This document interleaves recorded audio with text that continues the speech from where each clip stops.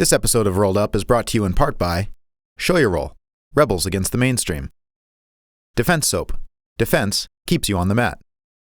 Bull Terrier, the real deal aims at Bull Terrier. And Shock Doctor, hardcore protection, fearless performance.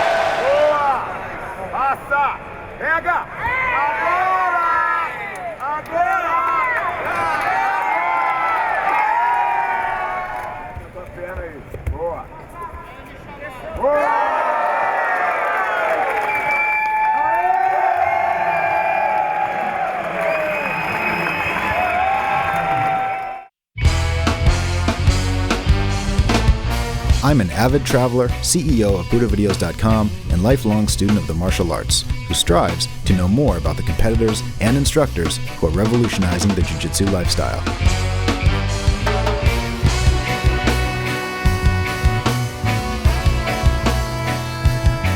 Join me in my journey as I train, learn, and get rolled up.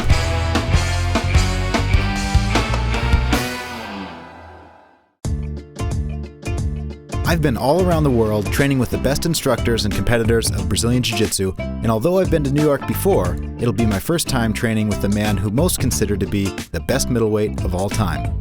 The 5-time world champ, 4-time ADCC champ, and the guy with the nicest smile in the sport, Marcelo Garcia. Marcelo is unique because he has so much passion for what he does. You can feel it, he has a lot of energy. You can feel how important Jiu-Jitsu is to him, and so it kind of spreads throughout the academy. You know, there's really a family environment here, so you're so happy to see everyone, and you meet new people. People from all over the world are flying in to train, and they just pick up the vibes. And then, you know, afterwards, everybody is, I feel, in their natural state. All the neurosis and psychosis, especially the anxieties of the city, are worn off, and people are just fresh and new and really in the moment. You know, and that's such a gift that Jiu-Jitsu gives all of us. It just allows us to be who we are. I think Jiu-Jitsu brings with it more than just the fitness aspect. It brings the family. I think the family is the biggest thing, you know. It's like, even here, it's like a brotherhood, you know, and Marcelo is like kind of like father figure. I think something people don't realize is Marcelo may have a small amount of techniques compared to what is out there, but the way he connects them is limitless. I think what's unique about the way Marcelo teaches is the fact that he has so much experience, you know, like when he tells you to do something, he's done it already himself, you know what I mean? So you know it's coming from the right place, and he really is passionate about teaching his students, you know what I mean? I think that's another unique factor about it. Oh man, I follow Marcelo and I love Marcelo's game just because the way he fights, you know. You can see on his fights that he doesn't step back, you know. His game is always like very aggressive, very about making his moves first and believe on himself and don't think too much about his opponent's, you know, techniques or whatever. He doesn't make that much strategy either, you know. He's like, he feels confident, he feels strong anywhere that he is. And man, I'm just like, I'm his biggest fan, I think, you know. Marcelo's style is great because you don't actually have to have any particular attribute. You don't have to be too strong or too flexible. You just have to know, like, you have to process the information and be able to assess it and regurgitated back in the scene that's happening with your opponent. So like you have to like see what's happening and understand the causes of your attack, the causes, the consequence of your attack, the consequence of your defense, see the big picture. So Marcelo is weird because when I start understanding his game, like the first 6 months, I started understanding his techniques. After 1.5 to 2 years, I started to understand the game. Not necessarily his entire game, but just understanding the game. And just understanding the game, you start to see Jiu-Jitsu like through the rear view mirror. BudoVideos.com, home of the world's largest selection of quality Jiu-Jitsu kimonos. Show Your Roll, Storm, Tatami, Bull Terrier, Venom, and others. Styles from more than 30 top brands in stock and ready to ship. BudoVideos.com. You're only a click away from owning a new gi today.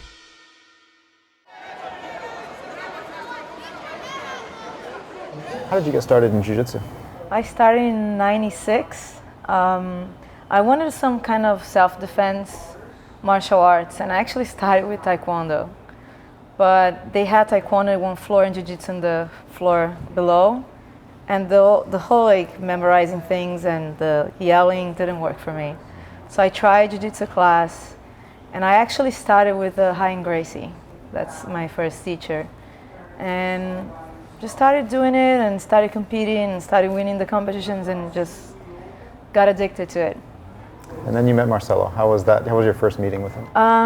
I was already a purple belt when I met Marcelo. I used to organize all the alliance tournaments, and this one day I get the list of it was the Brazilian by teams, and then we had a purple belt team, the light purple belt team. So I get a phone call saying, oh, we're gonna cancel the purple belt light team because the guys can't come because they can't afford to come to the tournament. I'm like, no, we need those two guys. One of them was Marcelo. So I said, don't worry, I'll find the money, I'll get the sponsorships, and we'll pay for their sign-up fee and tell them to come. So they came, competed, and Marcelo came to thank me for helping him out. And right after that, I think a couple of months later, I went to the city where he lived, because they had really good light training, like lots of purple and brown belts and blue belts, very light. And I wanted to train for the Worlds that was coming up in July. So I spent 2 months there, and then we started dating, and almost 12 years later, here we are. And a lot of people don't know about your competition background and that you're a black belt. Yeah, it's so funny because back then, people knew me more than they knew Marcelo. I used to go to all my like reporter friends and say, please, can you film my boyfriend? He's really good. Can you take a picture of him? He's gonna be good one day. And people would say, oh, who Marcelinho? Oh, Tati's Marcelinho. Oh, that Marcelinho. It was funny. And then nowadays, people don't even remember that I ever trained Jiu-Jitsu in my life. Because I had to stop because, you know, after that time in that city, we moved to São Paulo.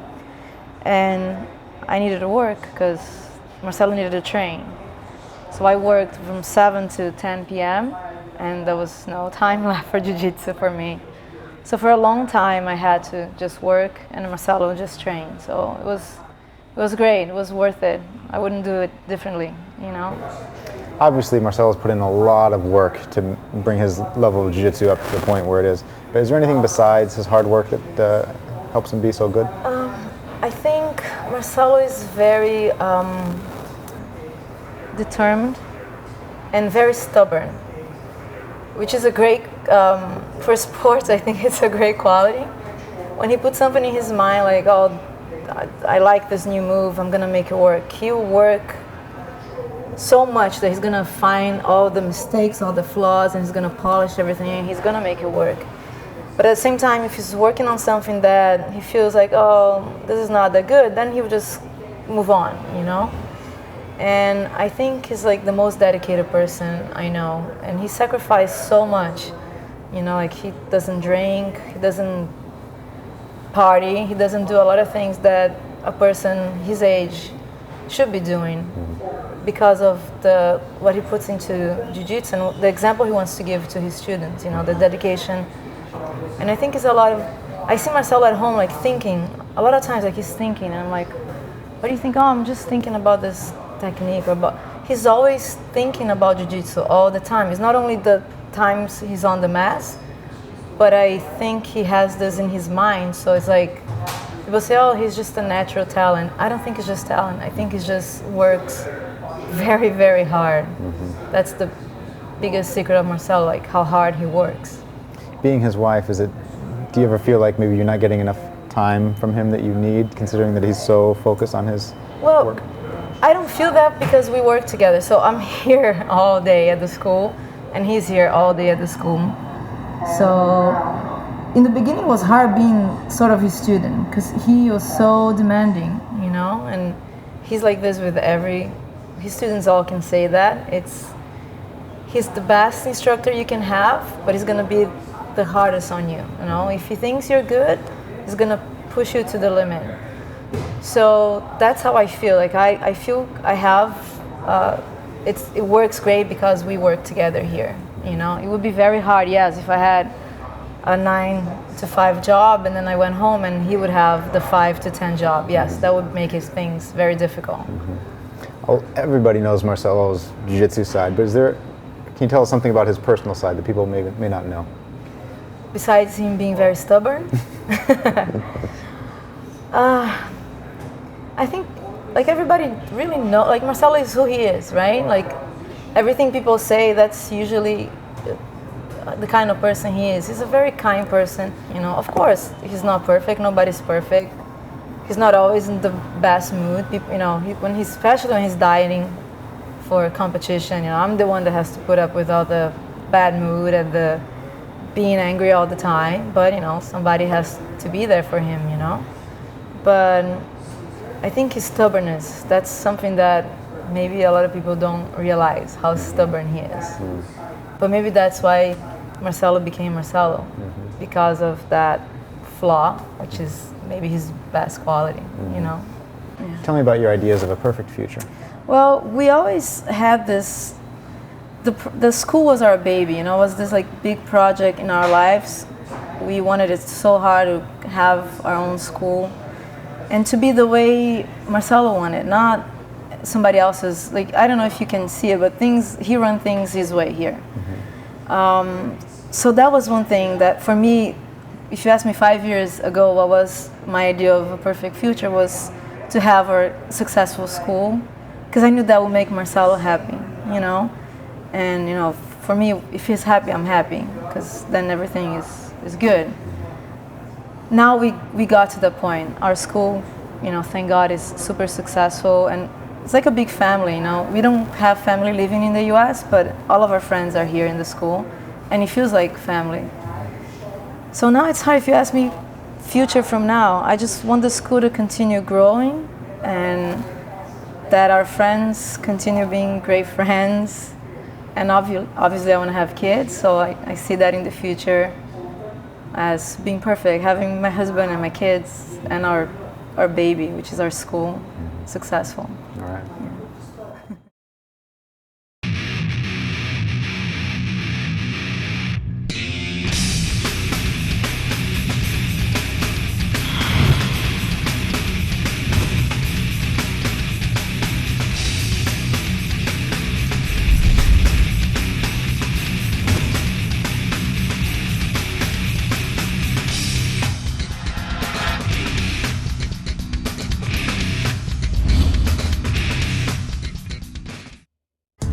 Just a few subway stops from his academy, we made our way to Madison Square Park in the shadows of the historic Flatiron Building, where I had a chance to get to know a little more about this prolific champion. So Marcelo, you grew up in the countryside of Brazil, right? Yeah, in a really small town. And when did you know that Jiu-Jitsu was going to be a central part of your life? I guess right when I started doing judo. Judo for Jiu-Jitsu was just like an easy transition. It was like more like a grappling martial arts. I was really into martial arts, but when I realized what was a grappling, that makes me really more like excited about it. What was it about grappling that caught you? I realized you can put like 100% of your energy, and not you or your opponent is gonna get hurt. You know what I mean? And what keeps you going today?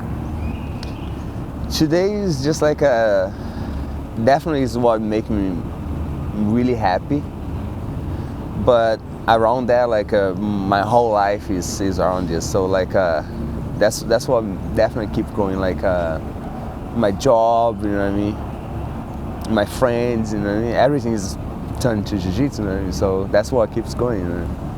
It seems unique that you teach 50% gi and 50% no gi, is that right? Yeah, that's what I do today. Is that what you came up doing? I started with just gi at all, and later when they come out there, Abu Dhabi, you know, United States, like, I think US what kind of makes that like no gi come out, you know, in Brazil. When I was there, there was not many tournaments, and so when that come out, I was just training once a week to get ready for the tournament, and I realized, you know, it's fun, so why not do like 50-50, you know what I mean? And I believe today in Jiu-Jitsu you gotta be like a black belt in gi and black belt in no gi, you know, in Jiu-Jitsu. A lot of Brazilian instructors say that you should start with the gi and maybe later do no gi, but you teach right from day one 50-50, right? Yeah, I think like a gi is easier to understand, but I don't see no reason to don't do both, you know what I mean? It seems like, thinking back on your career, it seems like you've changed more to no-gi style. Like you don't use a lot of gi grips. It seems like you're using more no-gi grips in your gi training and competition. Is that true? That makes sense. But maybe it was just because I went all the way to brown belt with just gi. So now that I kind of do 50-50, you know what I mean? So make things like, make my game similar to both. I try to find a game that is easy to use to both. So that's why I don't want to like get no one confused of my students. So I show a technique that most of the time work for both. You know what I mean? So just make it simple and easy. You know? So you don't have a gi game and a no gi game. You just have one that translates to both. Exactly. It's just a lot easier to assimilate that. You know. What do you think about how important is it to train techniques on both sides? Because when I see you compete, it seems like usually you do things on the right side. Look,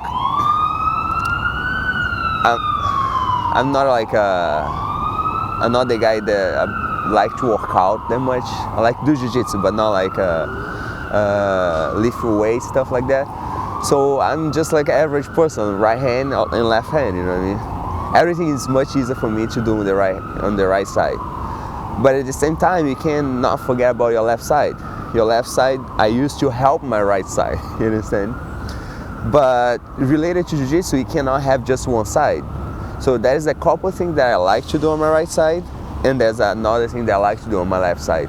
But definitely my right side is just like is a dominant, you know what I mean? I can do much better things that I use my right side, my right arm, my right leg, you know what I mean? A lot of instructors say to do things on both sides and try to become ambidextrous, but when I think of judo, most guys only throw with have right-handed grips. Very few judo guys can throw both sides. Right. So shouldn't it be the same with jiu-jitsu? I believe, and I think that's right.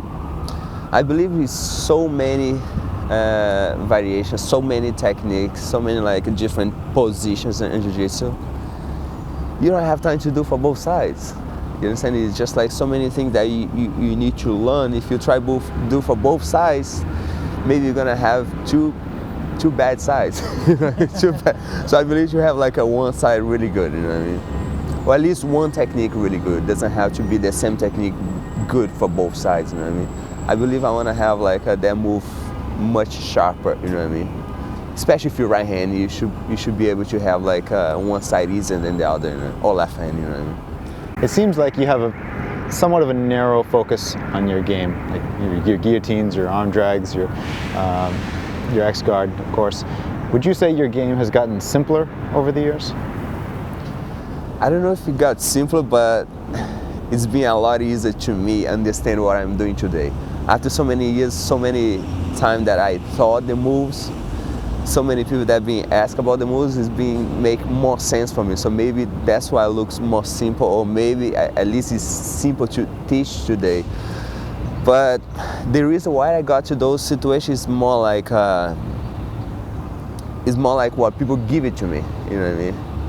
Maybe that's why like I went so far with the guillotine, because people give more the guillotine. Maybe that's why like I was able to master more the attack in the back and the choke from the back than other things, because people give that to me. So I try in the middle of all that 1,000 of moves, I choose the ones that easy to get and the ones that like people make most of the mistakes, you know what I mean? So I try to make simple, make simple to you get the submission, make simple to you be able to finish the match. You know? What's an example of a technique that you know, but you say I'm not going to do that, and why? Let's start from like the arm triangle. You know what I mean? I prefer much more like do like my arms against your neck, then my arms against your neck and your shoulder and your forearm. You know what I mean? I prefer to concentrate my whole energy of my arms on your neck instead to have your arm in between that. Another thing, maybe like a foot lock. You know what I mean? I prefer to have more advantage than have my arms work against your legs. That I believe is your knee or your ankle is going to be stronger than my hands. You know what I mean? So if I know we have like the leverage, I try to look for a simple position, an easier position. You know what I mean? Not ones that I believe like your legs is stronger than my arms and I have to fight for. You know what I mean? I prefer to use like my strengths against your weakness. You know what I mean? Your game appears simple, but it's very unique. Do you think all of your students can emulate your game? I think everyone, you know what I mean? Because Jiu-Jitsu adapt for everybody, you know what I mean? And the game that I do today, I don't do this game because it was easy to fit for me. I do this game because people given those situations. So I adapt for my game, you understand? You understand? I was the one that like, the moves like you don't have to have this body to do my game. You don't have to do that kind of body to do my game. I believe like Jiu-Jitsu is so simple that you can adapt, you know, for anything you want, you know what I mean? So I believe like everyone can do my game. It's not because it's my game, it's because like it's a simple situation that your opponent give it to you. And because he give it to you, you should be able to take advantage of that, you know what I mean? But you have very strong legs. Don't you think that helps you in your butterfly? That helps, you know what I mean? But maybe I got a strong leg because I started to play a lot butterfly guard. Because I don't really work out, you know what I mean? So the strength that I have today, I think I was able to build that on Jiu-Jitsu. You know? I believe like a lot of people that push me to work out besides Jiu-Jitsu, maybe they get upset with that, but I don't think that never helped me on Jiu-Jitsu, you know what I mean? And even they try really hard, you know what I mean? I never felt like the workout weights, you know what I mean, helping for anything. So I believe all the strength that I built, my grip that people talk about, was built on Jiu-Jitsu training, you know what I mean? So instead of cross training, you would rather just do more Jiu-Jitsu? Yes, I think if you want to be good at Jiu-Jitsu, do Jiu-Jitsu, you know?